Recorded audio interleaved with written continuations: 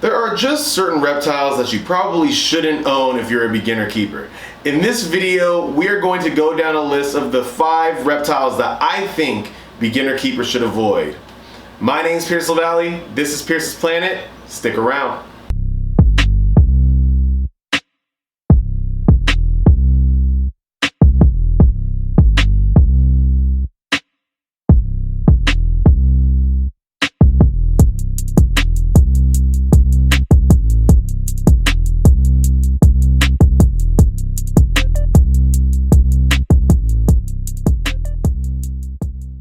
What's going on, everybody? Welcome back to the channel. I hope everybody is doing amazing. In today's video, we are going to be talking about the top 5 reptiles that you should avoid if you are just starting out in the hobby. And throughout the video, we are going to go through the reasons why you should avoid these reptiles.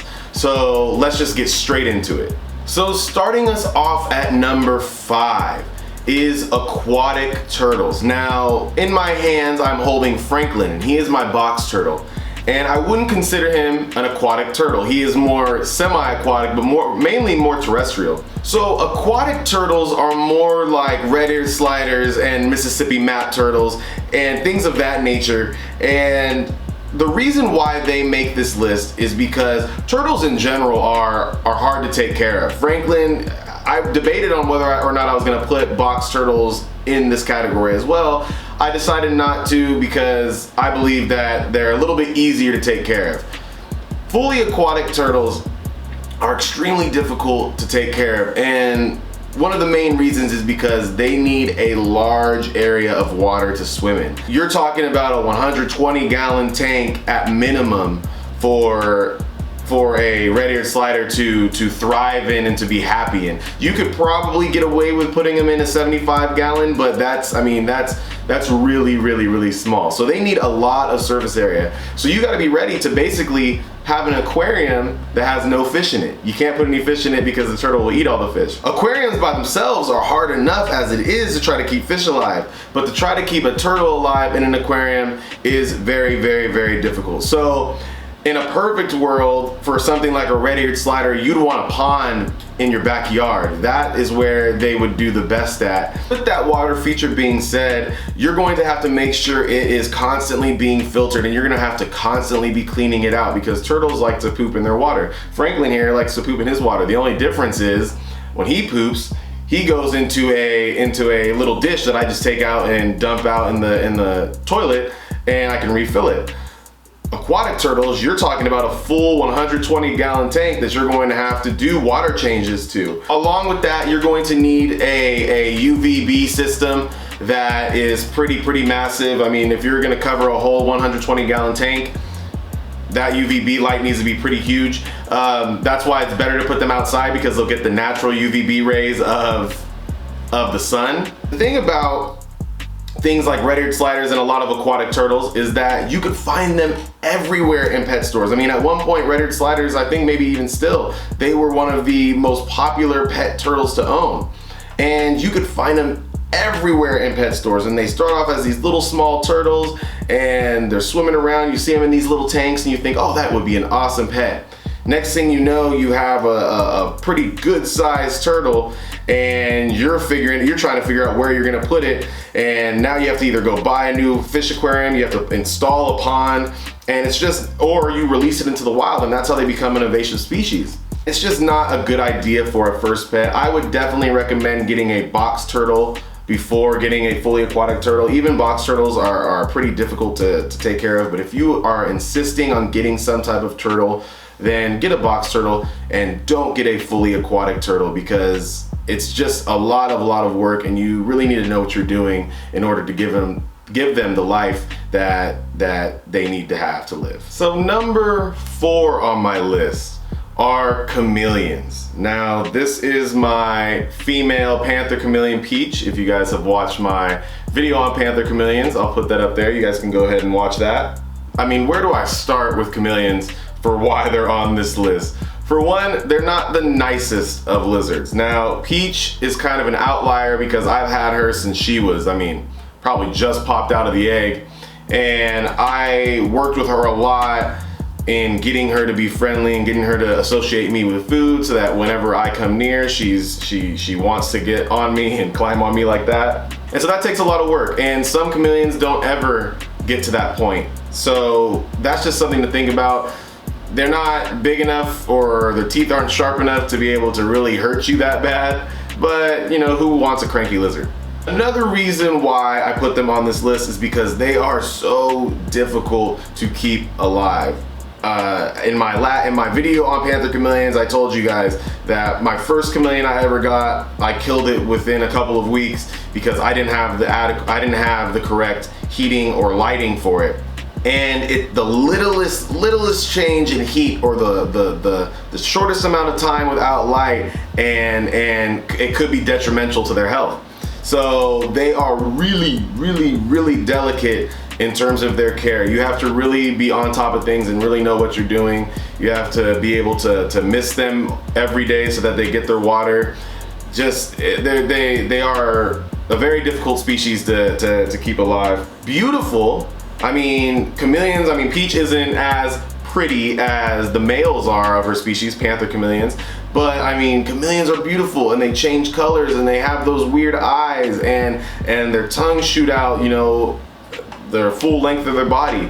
I understand the appeal for chameleons, and I understand why somebody would want a chameleon, but for a beginner, you really have to do your research, or else you're going to end up paying $300 for a chameleon that dies on you within the first month of you taking care of it.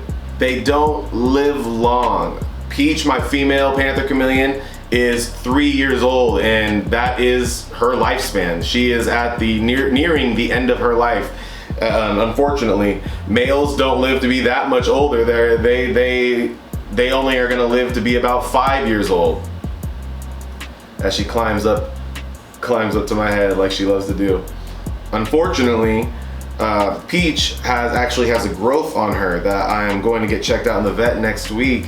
I have a vet appointment set, but she has a growth on her leg, and me knowing that she's nearing the end of her life, it's kind of scary because I don't know what's gonna happen. I don't know what it is, and it's a scary thing. So I've only had her for, you know, a little over 3 years now. That's what you gotta be prepared for. You gotta be prepared for vet trips for an animal that might die on you within the next couple of months, you know? So it's just, they're all things that you gotta worry about with chameleons. Just really a difficult species of lizard to take care of. One of the most rewarding species, don't get me wrong, when you do get one and you are able to take care of it, and it's healthy and happy, that is a very rewarding experience. But you should get some experience with other lizards, such as crested geckos or leopard geckos, before you move on to chameleons. So number 3 on the list is iguanas. Now, I don't actually have an iguana. I've never owned an iguana. But if you do enough research and if you ask the right people, they almost everywhere, they will tell you iguanas make horrible pets. And not just horrible pets for beginners. I'm talking horrible pets for people in general, no matter what kind of keeper you are. So we're mainly going to be talking about green iguanas because they are the most popular pet iguana, and they are known to have the worst temperament of the iguanas. But you can kind of just lump all the iguanas into this category because none of them really make great pets. Even the nicer species of iguanas don't really make the best pets. So we'll start off by talking about their temperament. And iguanas are known, I'll just say it, they're dicks. The iguanas are known to just be the assholes of the lizard world. There are some you can find that are really tame and really docile, and people have lived with them their whole lives and worked with them, and that's great. But for the most part, iguanas are assholes. They have these long tails that they will whip you with that will hurt really bad. I've never been whipped by an iguana, but I know people who have been whipped by an iguana, and they say it is no joke. They have super long claws that they use to climb trees, and when they're climbing on you and thinking you're a tree, those claws are digging into you and scratching you, and it's not a good time. They aren't super inclined to bite, but they do have super strong jaws and very, very strong teeth that's used to bite into hard fruits and things of that nature. So you gotta watch out for that. I mean, these guys are really, really, really formidable lizards. I thought about putting them in the next category that I'm gonna be talking with you guys about, because they fit the criteria for that and they could go into that category, but I just felt like iguanas needed a category of their own. And one of the reasons why I felt like they needed a category of their own was because they are one of the most popular pet lizards. You see them all the time in pet stores. I mean, everywhere. Every Petco, PetSmart, reptile store that you go into, you're going to see some type of iguana, and most of the time it's the green iguana. They start off like this.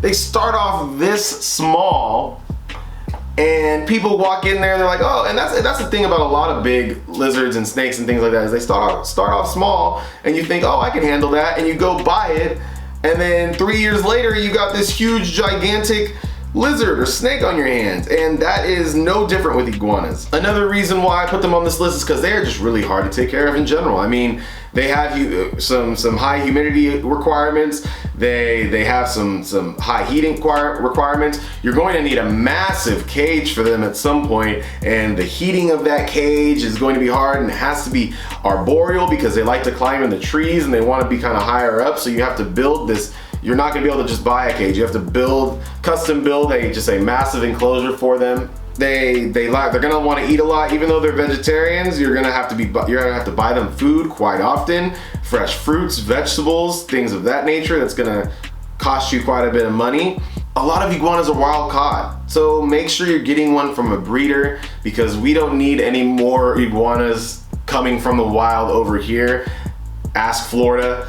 Florida has a huge iguana problem, that people going to the stores, picking out an iguana, seeing an iguana, going, oh, I want that, it's a small lizard, let me get it. They buy it, and the next thing they'll have a huge lizard, and they just release it out into the wild. And they're highly adaptable, and they've established a population out in Florida now. And there's plenty of different types of iguana species, some more tame than others, but for the most part, they all get pretty giant and they don't make the greatest pets. So just try to avoid iguanas at all costs. Growing up, and I get it, I mean, iguanas are super, super cool. Growing up, I always wanted an iguana. I still want an iguana, don't get me wrong. I want a rhino iguana. I think iguanas are awesome, but I understand that I have to wait until I have the means to be able to take care of that said iguana and be able to build a huge enclosure for it. And once I have that space and I have the time and I think I'm ready to take that step, then eventually I'll end up getting something like a rhino iguana. If you don't get their care correct, they can end up dying on you fairly easy. So just, if you decide to get one, make sure you do a lot of the research and make sure you know what you're getting yourself into. That is key for almost everything on this list, is know what you're getting yourself into.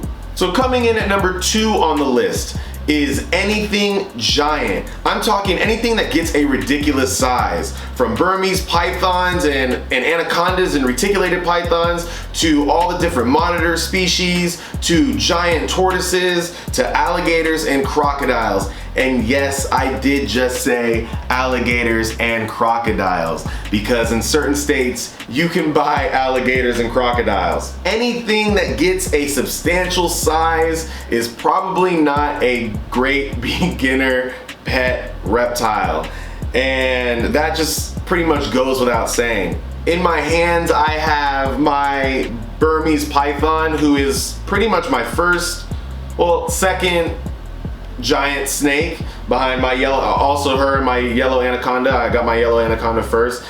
Those are the only 2 giant snakes that I have. They just need a ridiculous amount of space. Now, giant snakes won't need as much space as the other things that I mentioned, such as giant lizards, giant tortoises, and alligators and crocodiles, but they do still need a humongous cage. I mean, in terms of cage sizes, you're probably gonna have, like, for my Burmese python, I'm probably going to have to custom build a cage for her when she gets full grown. When you're talking something like a monitor lizard, or you're talking about a giant tortoise, or I can't believe I even have to say it, alligators or crocodiles, you're talking about ridiculous sized enclosures. You're talking about backyard space for sure. Monitors, you can kind of get away with maybe inside, but when we're talking about giant monitors, giant lizards, we're talking about Asian water monitors, crocodile monitors. You can't own Komodo dragons, I don't believe, but if you were able to own Komodo dragons, they'd be put in that category. We're talking about the truly giant monitors, not the smaller monitor species. Feeding is gonna cost you a lot of money for giant things. Giant things mean giant meals. So snakes will probably cost you the least if you're getting a giant snake like an anaconda or a Burmese python, because they're only gonna have to eat once every couple weeks when they get full grown. But as far as the other things that are on the list, they're gonna have to eat almost daily, and it's gonna be big meals. Also, there's the potential for injury and even death with a lot of these animals that are giant. With the exception of giant tortoises. Thanks for the vote of confidence. Everything else that I mentioned, snakes, crocodiles and alligators, and lizards, has the potential to kill you or seriously hurt you. A giant snake, a giant 15-foot Burmese python can kill you. A giant monitor lizard can really ruin your day if it wants to bite you or scratch you or whip you with that tail. And crocodiles and alligators, I mean, come on. That's not even, why would you even want to own one unless you're like an expert? There's a risk factor. Now, I'm not saying, I mean, the odds of you getting killed by your Burmese python or by your anaconda or by your reticulated python are not very high, but there's always that risk that you're taking. So that's another reason why they don't make the greatest pets. The cost is going to be ridiculous. Anything that's going to be giant is going to have a ridiculous cost because you need a crazy heating system. You're going to need to build a huge crazy enclosure. You're going to need huge water features for a lot of these animals. I'm not saying that these animals are just horrible pets and that you should never get them and that you can't own them, but like I've said, in every single category, you need to know what you're getting yourself into before you get yourself into it. Crocodiles and alligators, that's completely unrealistic unless you're a trained professional. You shouldn't even think about getting a crocodile or alligator unless you're trained to do so. Like I mentioned before, the problem with a lot of giant species like this is that they start off like this. And they start off being super small, and you see them in a pet store and you think, oh, I can handle that. And next thing you know, you have a 20-foot snake or you have a 7-foot monitor lizard. So anytime you go into a pet store and you see a pet that you like and you think that would be so cool to have, just make sure you do the research on it and you understand how big it's going to get, and ask yourself if you think reasonably, if you think you'll be able to take care of that animal and to give it the adequate living space that it needs. And if you can, then sure, I'm not here to tell you no, you can't get it. But if you can't, then maybe you should wait until another point in your life to when you have the means to take care of that animal. Number 1 on the list goes to venomous reptiles, or in other words, what they call HOTS. And in my hands is my false water cobra, Naja. She is a rear-fanged venomous snake, so she's not really hot, she's more of like a lukewarm. She's not as venomous as the most venomous snakes that we're gonna be talking about on this list, but I am going to put rear-fanged snakes on this list as well. Certain rear-fanged snakes, such as false water cobras and mangrove snakes, because I still don't believe that those are good pets for beginners. Other rear-fanged snakes, such as hognose snakes, okay, that's a beginner snake. What needs to be said about venomous snakes? I mean, they're venomous. That is the number one thing. Who cares about the size? Who cares about, the enclosure, the cost, anything? They are venomous. They bite you, and in some cases, you're losing a limb. You could lose a finger, you could lose an arm, you could lose a leg, or more importantly, you could lose your life. The reason why I put them on this list is because you can buy them. I mean, if you live in the US, there are certain states where it is legal to own almost any kind of venomous snake, including cobras. You can go to a reptile expo and you can buy a cobra there. You need to have experience if you want to keep these snakes. Not so much for like a false water cobra or a mangrove snake, one of the rear-fanged venomous snakes. You don't have to have as much experience, but you still gotta have experience. I mean, if Naja were to bite me right now and start chewing on me and inject that venom into me, the venom isn't very well known. Who knows what my reaction would be? If you're living somewhere where you can own pretty much any type of venomous snake, let's say a king cobra, and you get bit by that king cobra, and you go to the hospital, they're not gonna have an anti-venom. They're gonna say, how the hell did you get bit by a king cobra? They're gonna have to call a zoo and see if they have anti-venom, and hopefully they can ship that anti-venom over to them. And by then you might have already lost your arm, you might have already lost your leg. So that is a extreme risk, and that is why venomous snakes top out this list. These snakes are no joke. If you want to get into venomous snakes, I say you start off with non-venomous first, you get your experience with that, then you move up to something like a false water cobra, something that's rear-fanged venomous, and then from there work your way up, get a mentor, and have somebody who knows, who's gonna show you the ropes and is gonna be there with you when you're taking these snakes out and when you're handling and dealing with these snakes. Don't get me wrong, I think venomous snakes are awesome. I love rattlesnakes, and I hope that eventually one day I will be able to own a rattlesnake. I'm not saying that you can't own these snakes. What I'm saying is that you need to get some experience before you do own these snakes. These are snakes that I will literally tell you, if you're a beginner, if you've never owned a snake or never owned an animal or a reptile before, don't get a venomous snake. Just don't get a venomous snake. I know they're cool, but it's really, you're putting your life on the line, and one mistake could end that. I'm talking to beginners. Now, if you're someone who's worked with snakes and you know snakes and you think you can handle it, then by all means, I'm not gonna stop you. I'm one of those people who I eventually wanna get a venomous snake. I wanna get a rattlesnake at some point. But just, you gotta know your skill level and you gotta know where you're at. So that is my list for the top 5 reptiles you should avoid if you're a beginner. What did you think about this list? Do you guys agree with this list? Do you guys disagree with this list? Let me know in the comments what you think. I hope you guys enjoyed this video. As always, make sure you guys like this video, make sure you guys subscribe to the channel, make sure you guys comment down below, and make sure you guys share this video. Bring some people over here. Let's start a conversation about these topics. So until next time, everybody, my name is Pierce LaValle. This is Pierce's Planet, and remember, it's all about the reps, baby. Peace.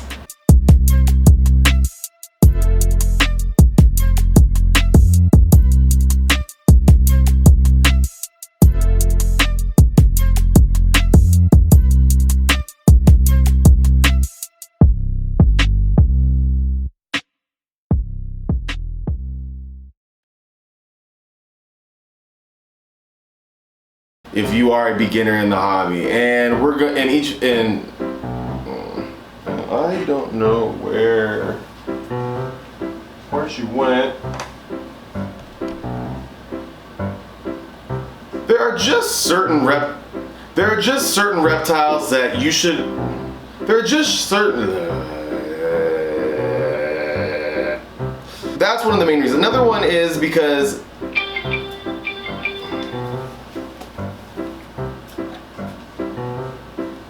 Oh.